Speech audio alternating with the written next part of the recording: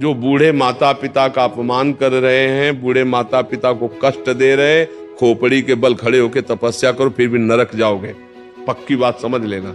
उसकी कोख में तुम पले हो, दूध पिलाया है, वो तुम्हारी सौत फेंकी है, वो माँ है, वो पिता। बुढ़ापा में बुद्धि खराब हो जाती है।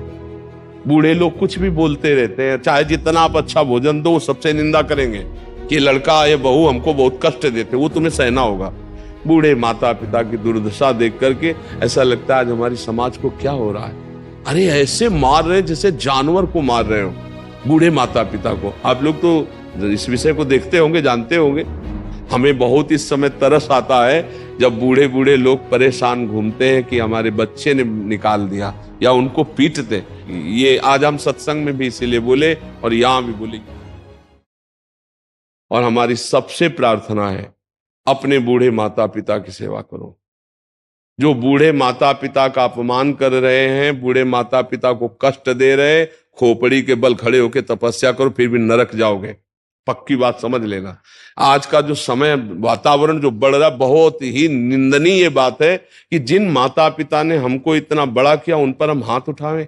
आज हम सत्संग में भी बोले कि देखो कैसे बूढ़ी माई को मार रहा है जवान लड़का लातों से, देखो कैसे माता पिता को बहू और बेटा मिलकर के मार रहे हैं दरवाजा बंद करके। अरे यार, उसकी कोख में तुम पले हो, दूध पिलाया है, वो तुम्हारी सौत फेंकी है, वो माँ है, वो पिता। बुढ़ापा में बुद्धि खराब हो जाती है।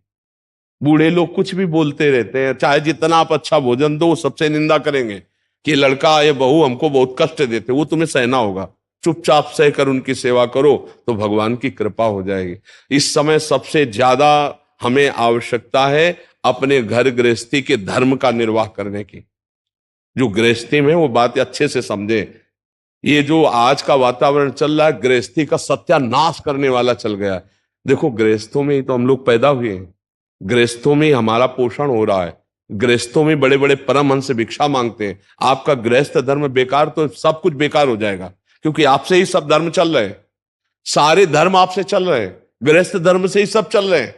क्योंकि हम लोग परमहंस संत जन पैदा भी तो गृहस्थों के यहां होते हैं और पलते भी तो गृहस्थों से ही है। अगर आप भ्रष्ट तो हमारी बुद्धि कहां से भ्रष्ट नहीं हो जाएगी, हमारी बुद्धि भी भ्रष्ट हो जाएगी। इसलिए हमें सबसे बड़ी चिंता हो रही है कि आज हमारी समाज बिगड़ती चली जा रही। सुंदर पति है, स्वस्थ पति है और दूसरे पुरुष से राग कर रही। सुंदर स्त्री है, प्यार करती है, वो दूसरी लड़की से प्यार कर रहा है। अब वो गृहस्थी चल पाएगी?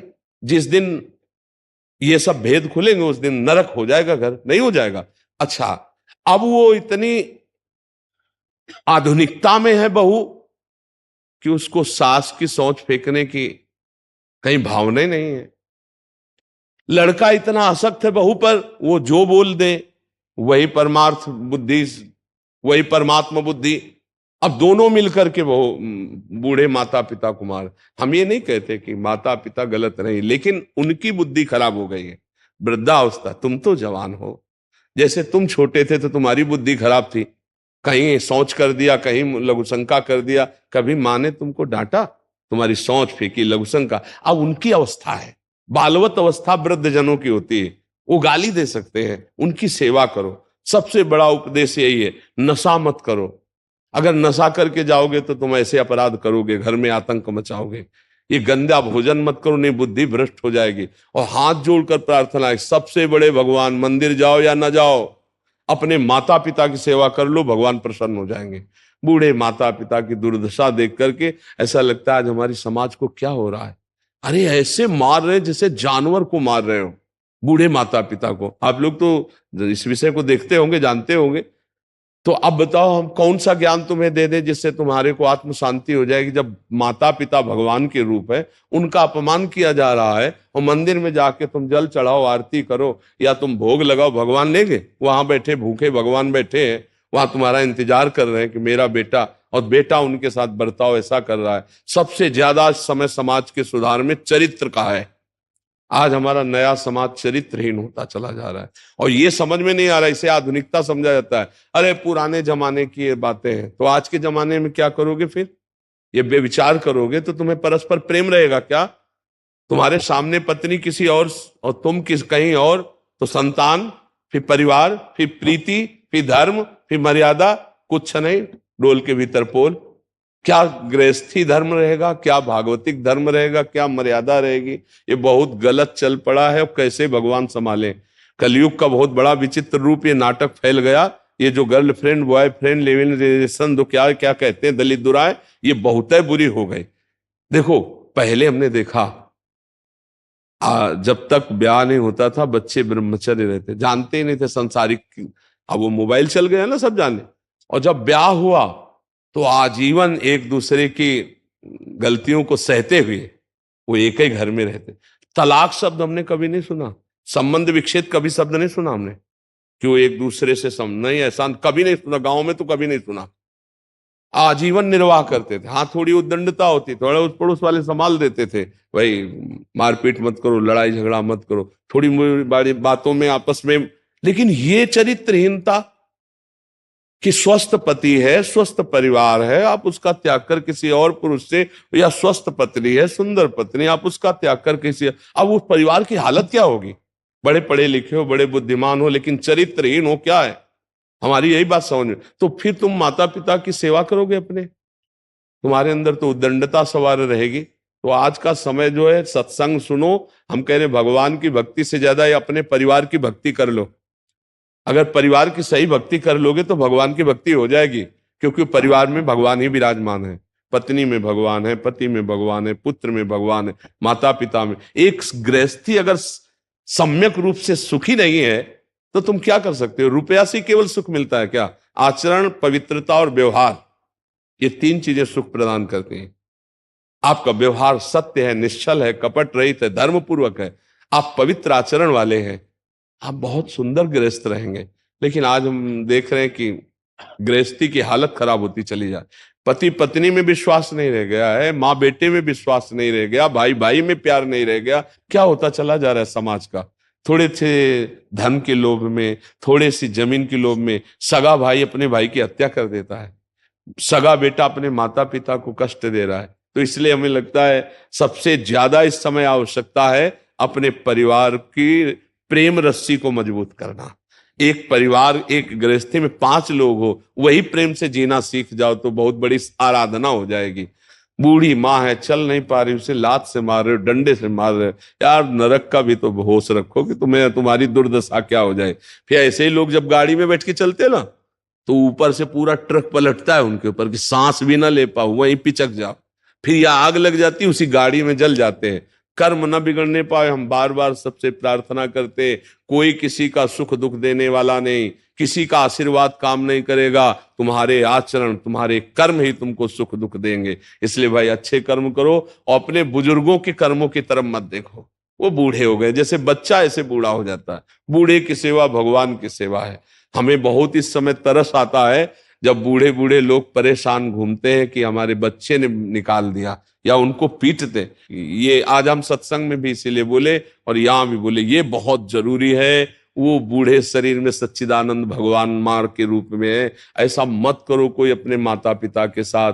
आपको स्वस्थ किया है, आप लेबरी करके कमाओ, 2 रोटी उनको पवा दो, मारो मत, डंडा मत चलाओ। नहीं तो फिर जब भगवान का डंडा उठेगा तब तुम किसी काम के नहीं रह जाओगे। बात ध्यान रखना, बहुत सावधानी से जी लो। ये मनुष्य जीवन भगवान की कृपा प्राप्त करने के लिए, यदि भगवत प्राप्ति न कर पाए तो अन्य योनियों में जाना पड़ेगा। बहुत दुर्दशा है अन्य योनियों की। देखो, जंगल में कांटा लग गया अगर किसी पशु को, पक रहा है, अब वो दवाई तो नहीं हो सकती ना। अच्छा, कोई मांस खाने वाले जीव, जैसे किसी जीव को पकड़ लिए और वो खा रहे हैं, जब तक वो मरेगा नहीं तब तक जिंदा नोच नोच, वो हम ही तुम है। ये सब मन में सोचा करो। पाप कर्म बन गए, ऐसे जीव बन गए, ऐसे कष्ट भोगना पड़ेगा हमको। ये अवसर मिला है कि हम सारे कर्म नष्ट करके भगवान की प्राप्ति कर सकते हैं। इसलिए अच्छे आचरण करो, नाम जप करो, कोई नशा मत करो और बड़े बूढ़ों की सेवा करो। अगर अड़ोस पड़ोस में कोई ऐसा बड़ा बूढ़ा हो कि उसकी सेवा करने वाला ना हो तो थोड़ा समय दे दे। अपने पास पैसे हो तो उनको खान पान की सामग्री अर्पित कर दे। वृद्धों की सेवा से भगवान बहुत प्रसन्न होते हैं। बीमार है, वृद्ध है, ऐसों की जरूर सेवा करे। हम कह रहे हैं और दान पुण्य कहीं मत करो। आस पड़ोस में कोई बूढ़ा हो ना, उसको कपड़े, उसके भोजन, उसकी देख रेख कर लो। और अगर कोई मर रहा हो तो उसके पास जाके राधा राधा चिल्ला दो। ए, उसका कल्याण हो जाएगा तो तुम्हारा कल्याण हो जाए। एक का कल्याण कर दिया तो काम बन जाएगा। मरते समय नारायण बोला ना उस अजामिल ने, तो भगवान के पार्षद आ गए ना। तो ऐसे तुम सुना दो जाके, जैसे कोई मर रहा है, बस वहां गए 2 मिनट में राधा राधा राधा राधा राधा राधा, और बस चले आओ। अगर उसके कान में पड़ गया है तो उसका मंगल हो जाएगा, उसका मंगल होगा तो उसका आपको पुण्य मिलेगा, आपका मंगल हो जाएगा। मनुष्य जीवन में एक दूसरे का हित करने के लिए हमको, परहित सरिस धर्म नहीं भाई, इससे बड़ा कोई धर्म नहीं। हम अपनी भावना में आज इस बात से दुखी होकर के चर्चा करें कि आज हमारे नौजवान लोग माता पिता का आदर नहीं करते, वृद्धों का आदर नहीं करते, वही धर्म है। इसीलिए तो तुम्हें जवान के हर माता पिता चाहता है कि मेरे एक बच्चा हो जाए, बच्ची हो जाए। किस लिए? कि बुढ़ापे की लकड़ी हो जाएगा, वो बुढ़ापे में भोजन दे देगा। और धिक्कार है उन पुत्रों को जो जवान पट्टा हुए और घूंसा चला रहे माता पिता पे और उनको निकाल रहे घर से बाहर। उनको डरना चाहिए कि कहीं भगवान का डंडा ना उठ जाए, नहीं तो किसी काम के नहीं रहोगे। व्यर्थ में मनुष्य जीवन नष्ट हो जाता है। इसलिए बहुत सावधान। मनुष्य जीवन का लाभ, आप सत्संग में आए, आप अपने आचरण सुधार लीजिए। आप आचरण सुधार ले, यही आशीर्वाद है। अगर आचरण न सुधरा तो चाहे जितना तुम दे ले बाहर, कोई आशीर्वाद दे कुछ नहीं होने वाला। हमारी बात समझ लेना। तुम्हारे कर्म ही तुमको सुख देंगे, तुम्हारे कर्म ही तुमको देंगे। जैसे तुम यहां आए, तुम्हारे अच्छे कर्म हुए ना, अब इसका परिणाम मिलेगा। अब जो सुन रहे हो, अगर इसको आचरण में उतारो तो इसका और लाभ मिलेगा। जैसे यहां आए हो, आपका काम बन गया, तो आपके कर्म ने बनाया। आप संत समागम के लिए आए, आप घंटों खड़े रहे, आप वहां से चिंतन किए कि मैं जा रहा हूं संत दर्शन के लिए, वो सब कर्म बना, वो आपका लाभ देगा, आपको मंगल देगा। उसमें हमारा आशीर्वाद कुछ नहीं, आपका कर्म है। अच्छा, आप यहीं आओ, आप निंदा करने लगो, आप गलत भावना कर लो, तो अभी आपकी हानि शुरू हो जाएगी। क्या हुआ? आपका कर्म बन गया। आप ही अपने कर्म से अपना कल्याण कर सकते हैं, आप ही अपने कर्म से अपना नाश कर सकते हैं। बस बात इतनी समझनी, किसी के आशीर्वाद की जरूरत नहीं। आशीर्वाद इसी बात का कि हमसे अच्छे कर्म बन जाए, हमारे दूसरों का हित हो जाए, हमें भगवान का चिंतन बन जाए। यही आशीर्वाद सबसे बढ़िया। जी।